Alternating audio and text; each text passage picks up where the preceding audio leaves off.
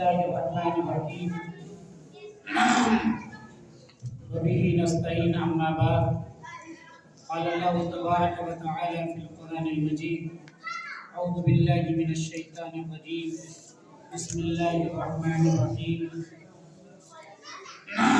إنا أنزلناه في ليلة مباركة صدق الله العظيم محترم سامعین برادران اسلام، یہ رات جو آج کی رات ہے یہ 15ویں شعبان ہے۔ مغرب کے بعد سے شعبان کی 15 تاریخ شروع ہو گئی اور کل کا جو دن ہوگا وہ 15 کا دن ہوگا۔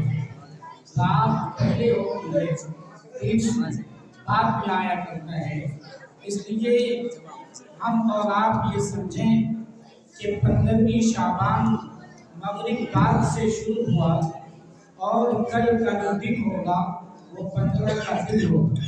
حضرت علی رضی اللہ تعالیٰ عنہ کی روایت ابن ماجہ شریف کے اندر ہے، فرماتے ہیں حضرت علی رضی اللہ تعالیٰ عنہ نے کہ سرکار دو عالم صلی اللہ علیہ وسلم نے فرمایا اذا كانت ليلة النصف من شعبان فقوموا ليلها وصوموا نهارها، جب 15 شعبان کی رات ہو تو اس کے رات میں تم بیدار رہا کرو، عبادت کرو، اللہ کو راضی کرنے کی کوشش کرو اور اس کے دن میں تم روزے رکھا کرو۔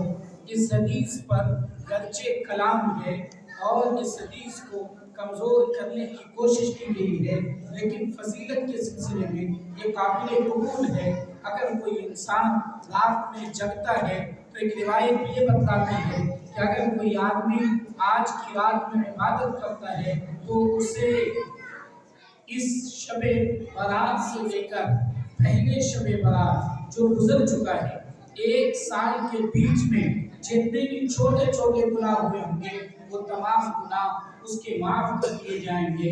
بڑے گناہ کے لیے تو توبہ کرنا ہوگا، استغفار کرنا ہوگا، چھوٹے گناہ اللہ تبارک و تعالی آج کی رات میں عبادت کرنے کی وجہ سے معاف فرما دیں گے۔ عبادت کتنی کرنی ہے؟ جتنی آپ میں طاقت ہو، جتنی آپ میں استطاعت ہو۔ عام دنوں پر میں اگر آپ 10 بجے سو جاتے تھے تو آپ 2-3 گھنٹہ جگ لیجئے، جتنا آپ بیدار ہو سکتے ہو۔ ایسا نہیں ہے کہ پوری رات آپ کو بیدار رہنا ہے، ٹھیک 4 بجے سو جانا ہے، فجر کی نماز چھوڑ دینی ہے۔ ایسا نہیں ہے کہ فجر تک آپ کو جگنا ہے اور کل دکان بند، کاروبار بند، نہیں، بلکہ شریعت یہ بتلاتی ہے کہ جتنی تم میں استطاعت ہے اتنا بیدار رہو، اتنی عبادت کرو۔ کون سی عبادت کریں؟ کوئی متعین عبادت نہیں ہے، اللہ کو راضی کرنا ہے، جس طرح راضی کرنا ہے، قرآن پڑھ کر راضی کرنا ہے، تسبیح پڑھ کر اللہ اللہ کر کے راضی کرنے، تنہائی میں ایک طرف بیٹھ کر اپنے ہاتھ کو اللہ کے سامنے اٹھا کر گریزاری کر کے رو رو کر اللہ سے دعا کرنے۔ فرمایا آقا و مولا تاجدار بلخا نبی کریم صلی اللہ علیہ وسلم نے کہ آپ ایک رات میں اچانک بستر سے غائب تھے، اما عائشہ دیکھتی ہیں کہ اللہ کے رسول نہیں ہیں۔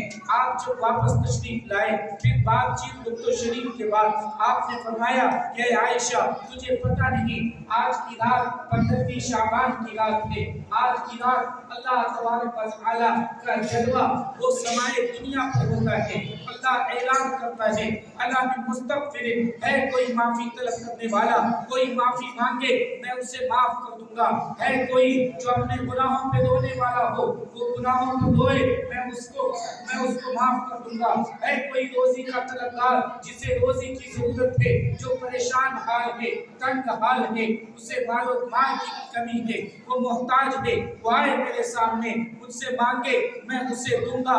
اللہ تبارک و تعالی چونکہ سمائے دنیا پر آ کر اعلان کرتے رہتے ہیں کہ ہے کوئی بندہ جو معافی طلب کر سکتا ہے کوئی بندہ جو مجھ سے مانگنے والا ہوگا، جو بندہ میرے سامنے آ کر مانگے میں اسے عطا کروں گا۔ آپ ہاتھ میں چاکلیٹ لے کر اپنے گھر آتے ہیں اور 5-7 بچے آپ کے پاس رہتے ہیں، بچہ اگر آپ کے پاس آ جائے اور پھر آپ سے چاکلیٹ مانگے آپ کا دل کتنا خوش ہوتا ہے، آپ اسے دیتے ہیں۔ چاکلیٹ تو آپ نے لایا ہی ہے بچے کے لیے، لیکن جب بچہ آ کر آپ سے طلب کرتا ہے آپ کے دل کو خوش खुशी होती है। खास तौर पे बूढ़े बाप चचा चाहते हैं कि बच्चा मेरे पास आए और पोता पोती रहे, मैं उसे चॉकलेट दूं। अल्लाह ये चाहता है, अल्लाह ये चाहते हैं कि हम सब अल्लाह से ताल्लुक पैदा करें। इसलिए अल्लाह ने कहा कि तुम आओ मैं इस रात में मुझसे मग़फ़िरत तलब करो, मुझसे माफ़ी चाहो। इसलिए आप अल्लाह को जैसे राज़ी कर सकते हैं, तन्हाई में बैठकर अल्लाह के सामने रोइए, गिरफ्तारी कीजिए, सोचिए कि आपने क्या क्या गुनाह किया है। आप एक बात याद रखिए, आज की रात फैसले की रात नहीं, आज की रात फैसला ये फरिश्तों के हवाला करने की रात है।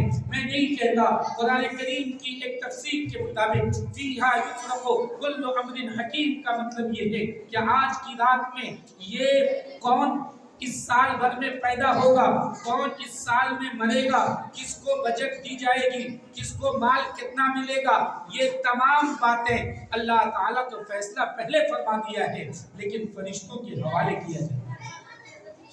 आप अगर इस रात में मस्जिद के छत पर बैठकर सोचेंगे कि मौलवी साहब ने जगने के लिए कहा है, इसलिए ताश खेल कर जग लें। आज की रात हम मोटरसाइकिल चलाकर, रंगरेलियां करके, कुमकुमे बजाकर, कुमकुमे लगाकर और इधर उधर जाकर हम जाकर अल्लाह को राजी कर लें, तो अल्लाह ऐसे राजी नहीं हो सकता। अल्लाह न करे कि आपके लिए अच्छाई का फैसला होने वाला हो और आपके गुनाह को देखकर नहीं अल्लाह ने दूसरा फैसला कर दिया, तो आपका क्या हो। इसलिए आज की रात में इंसान को अल्लाह को खुश करने की कोशिश करनी चाहिए, जितनी आपसे इबादत हो सके। नहीं कर सकते, किसी को कहिए कुरान पढ़े, आप सुन लीजिए, 2 रकात 4 रकात जितना आप पढ़ सकते हैं पढ़ लीजिए। कोई खास नमाज जिसमें खास सूरत हो, इसकी कोई कैद नहीं है। आपकी मर्जी है, जो चाहिए पढ़िए, ये आपके हवाले है।